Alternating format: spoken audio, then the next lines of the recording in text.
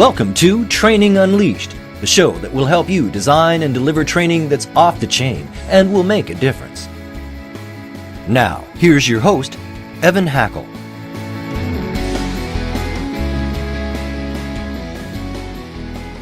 Welcome to another edition of Training Unleashed. Today we are honored to have Katrina Mitchell with Franchise Speakers to talk to us about how to utilize professional speakers for conferences, conventions, meetings, as well as breakouts.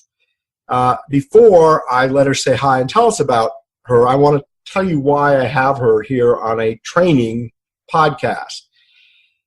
If you really think about training in its simplest terms, training is everywhere and every single thing we do. And training isn't just about what the training department does, and it's about consistency and consistent messaging. Conferences and meetings are huge training opportunities, and who you use and how you utilize them as speakers at these events make a big difference.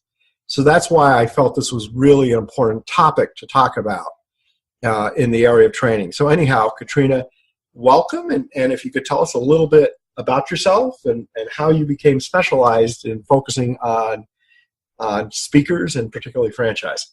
Thank you. Thank you for having me, Evan. It's a pleasure to be here. I had kind of an interesting start in that I was actually a franchisee.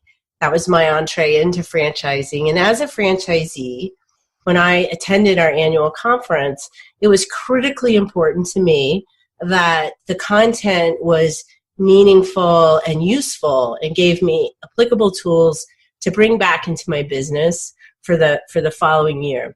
So really very focused on content. When it was time for me to sell my franchise and I was wondering what to do next, it just kept coming up that there might be an opportunity helping other franchise brands really deliver meaningful content for their franchisees, business tools, techniques, strategies that would help franchisees grow their businesses. And so this Speakers Bureau was born.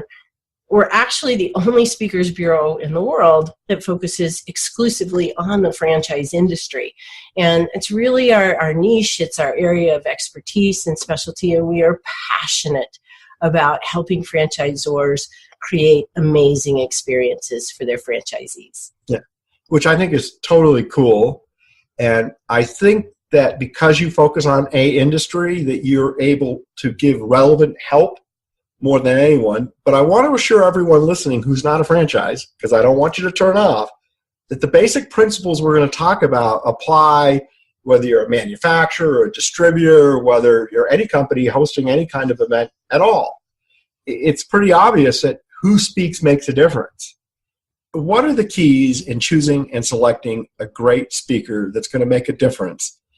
What do the good speakers do that's different? Yeah, so I think that probably the first thing, Evan, is really having your sonar radar out in the very first conversation with the speaker and find out, are they actually asking intelligent questions about you, about your organization, about your theme, your learning objectives?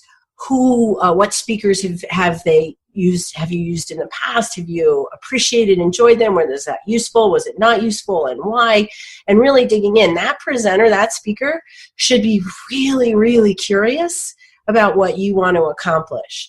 We have a policy in our firm to stay far, far away from anyone who calls us up and starts telling us how great they are and all that, because my belief is the way they treat us will be the way that they'll treat our clients, and we only want to work with professionals who are keenly, authentically, and deeply interested in helping their clients create change. I can tell you from my own experience that we have hired famous speakers, and they have been the most difficult to deal with. And just little things like meeting with like your advisory council, your special customers, they don't want to do those type of things, and they give speeches that could be given anywhere. Yeah. So I'm biased, yeah. But what do you think about celebrity speakers? And are there some good ones? How would you find one would you recommend them? So that's a really a great topic, Evan. I also have a bias around celebrity speakers. When we get clients who call us and ask us to help them secure a celebrity speaker, my first question is, that's great. We can absolutely help you with that. And why? What's the rationale and the reason behind that? And really ask them to dig in deeply and find out, do they want a celebrity speaker to serve the event or serve the audience? Or is there, another ulterior motive? I often say when we're talking about celebrity talent, you mostly will get much less and pay a lot more. And what I mean by that is you'll get less customization. You'll get, they won't be interviewing employees or franchisees or dealers, whatever your model is. They won't go the extra mile to really connect authentically. They won't customize. Oftentimes it's a canned speech presentation. They were a war hero. They were a athlete, a celebrity athlete or a rock star or whoever it is that they've gotten that status.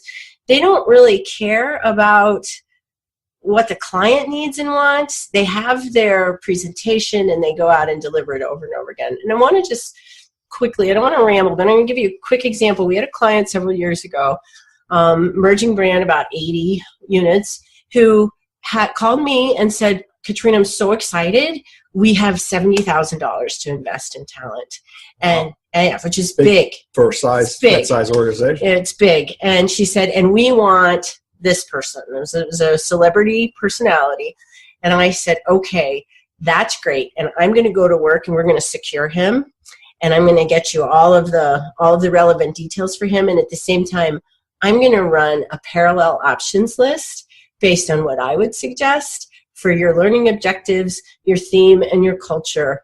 And I want you to see what you can get for that investment. And ultimately, we ended up helping them with an opening speaker, a closing keynote speaker to wrap up the event, 3 extraordinary breakout trainers who really brought actionable, applicable content to the franchisees. And it was a wow convention for their franchisees. And we didn't go with a celebrity. And so, I think about that case of I guess there are a few times that a celebrity is the right choice. I just don't really know when that is.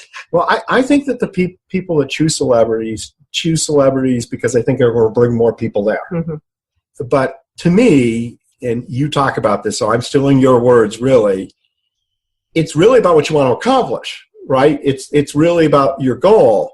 And are you better off having a few extra people there but not getting the main points across?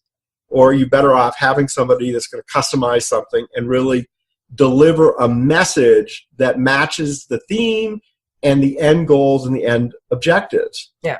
And I think there are some examples, some exceptional celebrity speakers that really will deliver really great content. But I think they're few and hard to find. Yeah, I agree. And oftentimes, to your point, I think that you mentioned earlier, there's a lot more headache. There's a lot less ease and flow. It seems like the higher the fee and the more celebrity the presenter, the more attitude goes with it. And in our firm, we actually have a no diva policy, which cracks everybody up. But the truth is, we're not going to work with a diva. And one of my, not a speaker we placed, but one of my really significant stories that demonstrate this kind of behavior is there was a speaker whose rider was 5 pages long. He was a $50,000 speaker. He's quite well known in business circles, written many books. And one of the items in his rider was organic fruit and room temperature mineral water at sound check. And guess who didn't show up for sound check? And I find that just rude, right? It means that I am all that. So if I put myself in that kind of egocentric position and say, I am so special that I require all of these things, 3 pages in my rider, but I don't have enough courtesy and graciousness to honor the client. Training Unleashed is brought to you by Tortal Training, specializing in e-learning and interactive online training solutions for corporate, government, nonprofit, and franchise organizations. Tortal makes effective training easier. Just go to tortal.net to gain access to real-world tools that can make a difference. That's tortal.net, Tortal, tortal.net.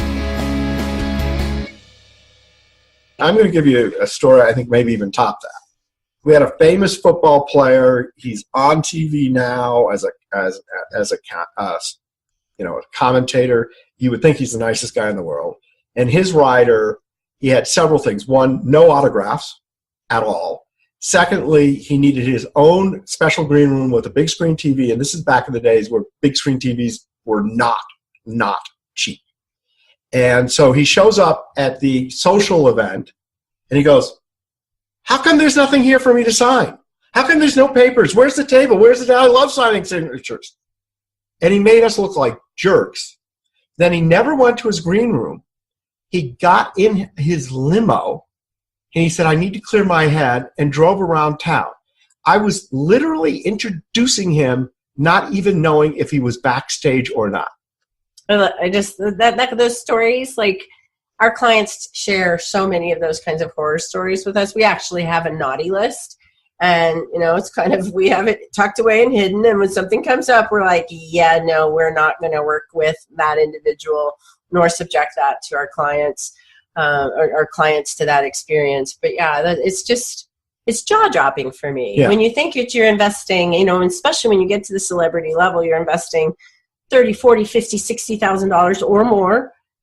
And who's the client here? Yeah. Like, who's the client? Now, one time we had a good experience, and I guess you would say this person at the time, and a lot of our younger listeners not going to know who this is, but I'm sure you will, Tom Peters. Mm-hmm. So Tom Peters is an excellent speaker, and one of the things he speaks on is the importance of women in business and how women are becoming dominant customer, or not becoming. What he said was, we're all marketing to men, and women are making all the buying decisions, right?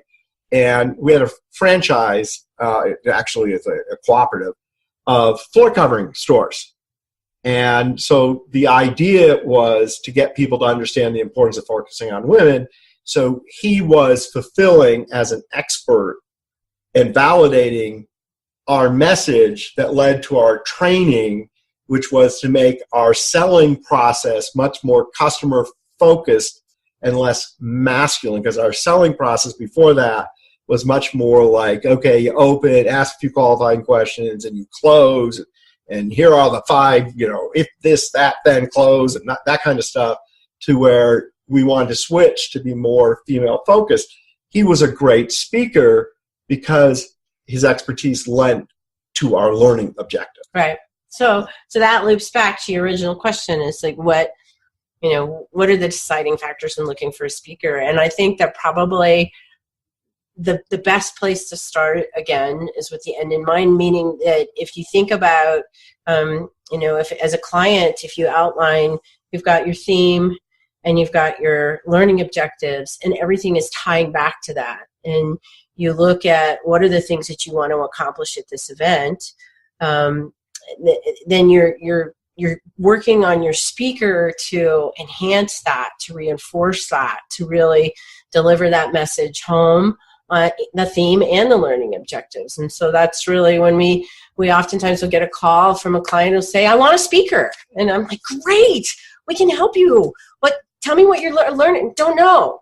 What's your theme? Don't know. But I want them to be happy and motivated. Yeah, and I'm like, I want a motivational speaker. And I know, Evan, you and I are we sing to the choir when we talk to each other about this, because we're both so passionate about it. But, there are so many high content, actionable, like really important and significant business tools available through a variety of speakers, who also, by the way, deliver in a very motivating, engaging, and dynamic style. So that's what I'm sifting and sorting and looking for our clients. And sometimes, not sometimes, maybe many times, less expensive than somebody who's got a big name but doesn't really have the craft of speaking and is not going to customize. Yeah, and to your point, it's really interesting, because a lot of CEOs will be reading a particular book, and there's maybe a really just a super innovative thinker who's got great written content, and oh my goodness gracious,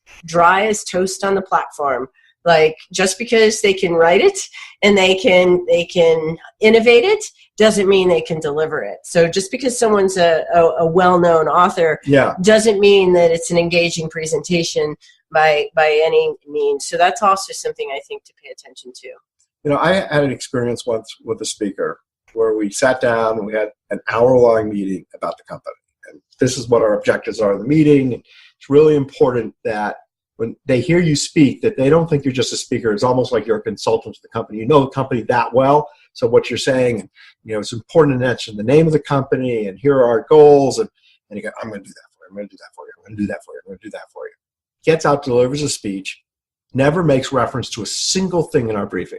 Never mentions the company's name, never this, never that.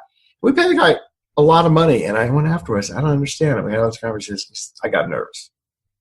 And I got nervous. I got nervous. And you're a professional, and you're getting paid $40,000, $60,000. You better figure out how to get over your nerves. And what he realized is he was camped, right? He didn't know how to customize a speech because that would require him to be light on his feet and to think and do that. And there are speakers, and I know you do, this is what you specialize, that think on their feet, that can really make a presentation about the person. It's as if it's an individual conversation with 200, 300, 3,000 people, whatever it is. Yeah. I like to say when we're talking to a new client, I always kind of explain our position in this way. In my mind, there's two kinds of speakers in the world. There are speakers who have done something, they've written a book, they've, won a Super Bowl, they've done something that's significant, and they're on the platform because they feel like they are all that.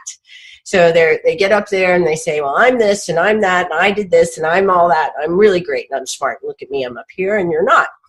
And those speakers are sucking all the energy out of the audience into themselves. And the reason that they're there is because it feeds their ego and they feel special. And the kinds of speakers that we're placing and we're sifting and looking for and searching for, seeking out, are the speakers that do exactly the opposite. These are individuals who are so compelled to share. They have a heart of a servant leader, and they are so compelled to share the knowledge that they have gleaned through their hard-earned, lessons, their mistakes, their successes, that they're passionate about helping the people in the audience succeed in whatever arena that is. And when you're sitting as an audience member, when you're sitting in that audience, you can feel that. People will walk out of that session going, he was talking to me. Yeah, he gets me. He told she really understood what it's like to be me. Wow, I got so much out of that. Those people, those audience members are not on their phones. They're not, leaving the auditorium. They are on the edge of their seat and they are just waiting for the next. And it's just an energetic flow. It's either going out or it's coming into the speaker. And I am only looking for those folks who are passionately serving that out. I'll tell you a story because it happened today. When we were breaking up, we were together. We're actually physically together. Normally when we do these, it's over the internet. It's very rare. And that's because we had a conference, which interestingly, a speakerless conference. But it was facilitated masterfully by you. Yes, thank you. And this guy comes up to me, and he said, I was so excited to come to your event. He said, because 5 years ago, you spoke at the IFA, and you talked about the importance and the key in franchising was engagement. And it so resonated with me. And our franchise system was so in trouble that we took what you said and the ideas you gave us as our mantra, and we turned around the business because of that. Nice. And I'm just sitting here because I mean, other than you attended the event, I had never had any idea who this person was. And to hear, this is what you want as a speaker that's what they want. Yeah. They want people to leave and make a difference and an impact from that, because that's for me, when I speak, that's all I'm speaking about. I'm there. I want to help everyone. I want people 3 years, 4 years to say, this person made such a difference in our business. It was transformative. Because that, to me, is what the whole point of having a messenger who can really speak and stir the emotion of people to get and embrace the idea. We're so glad you're listening to this episode of Training Unleashed, brought to you by Total Training. The difference between Total Training and other online training companies is we're primarily a training company with technology, rather than a technology company that does training. Want to find out more? Just go to tortal.net. That's Tortal, tortal.net. I'll mention something that's a little off the topic of speaker, but is really on the topic of speakers. If your goal is to get people to come, invest in entertainment. Like, one of the big issues in a lot of conferences, people leave early. So we would invest in a band, we had Three Dog Night once. They were amazing and not crazy expensive. And the last evening, we're having the last event, this band is playing. And so the bang we got was people stayed to the end and more people came because of the band. But that's a different purpose than a speaker. Yes. And, if you want to spend money to attract people, then do something like that where it's going to be entertaining and fun, but that's totally what its purpose is. Yeah, yeah. Totally what its purpose is. Yeah.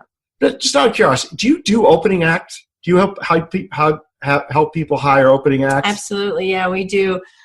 We do speakers, trainers. So speakers, we consider any kind of general session, keynote speakers, trainers, much more tactical, typically used for educational workshops, breakouts, pre-event intensives, where someone will go in and they'll have like a half day that's a deep dive into social media marketing or whatever that is. Entertainers, so for awards night or opening celebration, and MCs. And we're pretty passionate about the value of MCs, especially. They can make a big difference. Yeah, especially when the events start to get really big. Because there's a lot of reasons to leverage the talent of an MC. Yeah, MCs I think are great. When you have so first off, not every speaker you have is going to be a professional speaker, right? And you have people speaking about programs and things like that. Subject matter experts, internal people. Right. Yeah. MC really helps break it up, keep people in the room, keep the energy level high. But one thing, and I'll ask you, and if you offer this or not, but we did this before, speaker coaches for our staff. In fact, we went so far as we actually opened a chapter of Toastmasters in our office and had weekly Toastmaster meetings. I think that's brilliant. I think that's brilliant. We talk to franchisors about that all the time, because oftentimes they'll look at the budget and they'll not want to, they won't have budget to invest in an outside talent for every category, and they want to have their internal people presenting because the internal team has more in-depth knowledge of whatever that rollout, whatever that program is. But oftentimes there's people that have the knowledge, don't have the platform and the delivery skills, and it's not interesting and it's not engaging and they don't know how to do it. So having some outside training, we have several professional speech coaches that we work with, and we recommend to franchisor clients and co-op clients. But I think that's a brilliant idea. And if you think about it, forget the conferences. Your staff and having the ability to speak intelligently, precisely, and motivationally when they're talking to customers, franchisees, whoever, is important. And that's why the investment in Toastmasters, which, by the way, was a very small investment, but helped everyone have more confidence speaking, even if they never were on the platform speaking. Yeah, it's brilliant. That's a great idea. Can I steal that? Of course you can. Okay, the whole program is about stealing stuff. Okay, great. Thank you. The premise of the show, and I don't know if I got into this, is that people undervalue training. Some companies don't do it. I had a great conversation with a $1 billion company, massive training needs, spoke to the guy, how big's your training department? One person. Followed up 2 weeks later, called, he'd been fired. Where's the value? And yet the opportunity, performance improvement. And then when they sometimes spend money, they underspend and they do it poorly, and then training gets a bad rap. And great training, that's what Training Unleashed is. We unleash great training, you improve business, you improve metrics. In this case, you're unleashing great speakers who are amplifying the message and amplifying the training and the goal that you want. And I never thought about the word amplifying in this context. I love it. But that's really what they do. Is they're amplifying all the other things that are going on. Yeah. We are running out of time. Yep. one last question. If you had to give people one tip, what would that one tip be? I think I've probably already said it a few times because it's a constant undercurrent for every conversation I have around this, which is start with the end in mind. So go into your speaker selection knowing what you want your audience members to be taking out of the room. So, don't get the bright, shiny object syndrome. Just what do you want them to learn? Now let's go find the person who can do that, who's going to match our culture, who, yes, has those learning objectives that can help deliver that message and fits within our desired investment level. So it's those three moving pieces. Those are great ideas. Thank you so very much for being on the show. Thank you all for listening in. If you want to learn more about Katrina, she is right in the description and how to reach her. And thank you for being on the show. Thank you so much, Evan. It was absolutely my pleasure. This has been Training Unleashed, but it doesn't stop here. Just go to trainingunleashed.net to subscribe to the show. That way, you'll never miss an episode, and you'll be well on your way to delivering training programs that are off the chain. We'll talk to you next time on Training Unleashed.